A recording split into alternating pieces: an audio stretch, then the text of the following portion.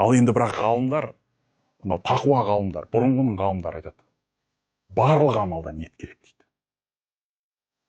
Тіпті жай ғана қарапайым іс-әрекеттердің өзінде де ниетпен жасау керек. Сол кезде сауап алып отырасың дейді. Сонда ғана бір сөз, хауил адатак илал айбадати. Өзіңнің әрдайым әдеттегі амалдарыңды ниетің арқылы ғибадатқа айналдырып отыр дейді. Мысалға ұйқы, сенің әдеттегі амалың ғой ол. Түнде бір уақыт ұйықтайсың, күндіз бір хайылулла уақытында сәл ұйықтап алуың мүмкінсің. Бұл әдеттегі сенің амалың. Бірақ әдеттегі амалыңды Алланың ризалығы үшін ғибадат құлшылық ниетімен деп ұйықтасаң, сен сол ұйықтап жатқан ұйқың үшін не алып отырасың? Сауап алып отырасың. Хауил адатак илал айбадати. Әдеттегі істеріңді ниет арқылы ғибадатқа айналдырып сауап алып отыр дейді. Тамақ жеу, ол сенің 3 уақыт әдеттегі ісің ғой. 3 уақыт тамақ жесің. Бірақ ниетің Алла ризалығы үшін күш-қуат жинап, намаз оқиын, күш-қуат жинап, умра жасайын, күш-қуат жинап, тауаф жасайын, күш-қуат жинап, садақа берейін, күш-қуат жинап, бір жерге барып уағыз айтып берейін деген ниет болса, ол сенің тамақ ішуің бастан аяғына дейін, бисмилламен басталып, альхамдулилламен аяқталғанға дейін, ол ғибадат жасап отырасың. Сауап алып отырасың, түсіндіңіз ба? Жай мысалға бір жерден екінші жерге қонаққа барып келу. Сол қонаққа барып келерден алдын ниет қылып шықсаң, Алланың жолында осы кісілерге бір хадис айтып кетеді. Алланың жолында осыларға бір Құранның аятын айтып кетеді. Жақсылыққа шақырып, жамандықтан қайтарып кетеді. Барып бір туысқандық қарым-қатынасты күшейтіп кетейін деген сияқты ниет қылсаң, жақсы ниет қылсаң, мына барғаннан бастап қайтқанға дейін ғибадат құлшылықтың сауабын алып отырасың. Өзіңнің әдеттегі істеріңді ниетің арқылы неге айналдырып отыр дейді? Ғибадат құлшылыққа айналдырып отыр. Міне жігіттер, сауаптың көкесі қайда жатыр? Қаншама сауаптар өтіп кетіп отыр, жігіттер. Ақылыңа ақыл қос. Ақылыңа ақылды қалай қосасың?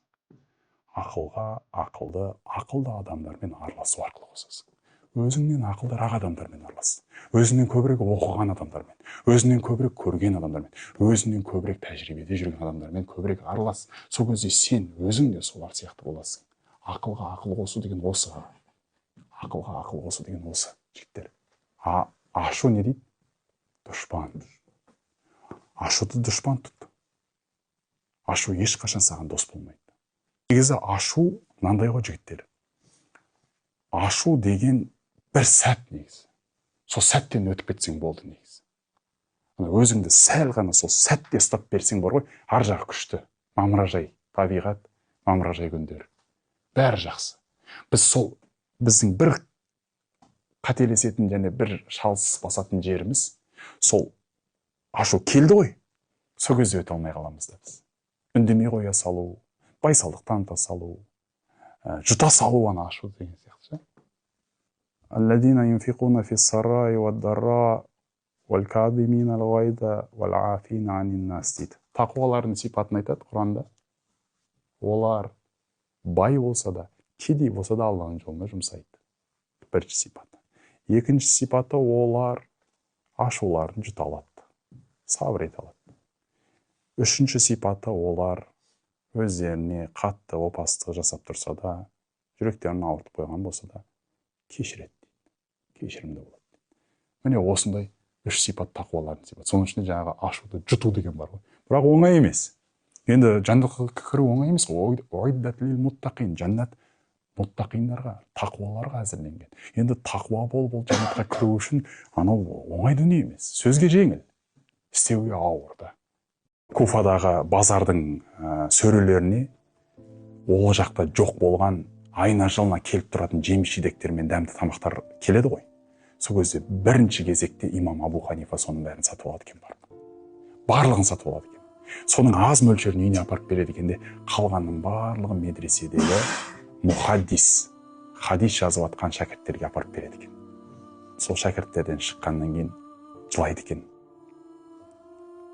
Я Раббым Алла, мен сенен алған дүниені қалайша өзіңе қайтарып бермеуге хақым бар.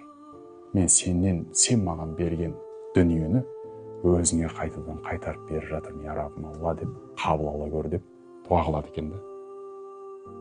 Адамға бұл дүние дер менікі деп жүргеннің бәрі оныкі дейді ғой Абай атамыз. Шынымен де дүние ол сен беріп жатсың, садақа қылып беріп жатқан шығарсың, бірақ сенің қолыңмен Алла беріп жатыр оны. сенің қолың арқылы Алла беріп жатыр да. Сені Алла жақсылыққа керісінше пайдаланып жатыр да, соған қуан сен. Екінің біріне беріле бермейтін нығмет қой. Адамдарды дүние істерінде қуанту деген. Ол керемет бір нығмет та, оның да өзінің ләззаты бар. Қаншама адамға көмектесіп жаңағы бауырымыз айтам да, керемет қуанасың да, көріп қуанасың, қызығасың. Даже кейбір кезде қызғанасың, сондай болсам ғой деп ше. Менде болса сондай, менде көмектесер едім ғой деп қалатындай кездер болып қалады да. Қызығуға тұрарлық нәрсе Алланың жолында бір мал дүниемен көмек беру деген нәрсе ше.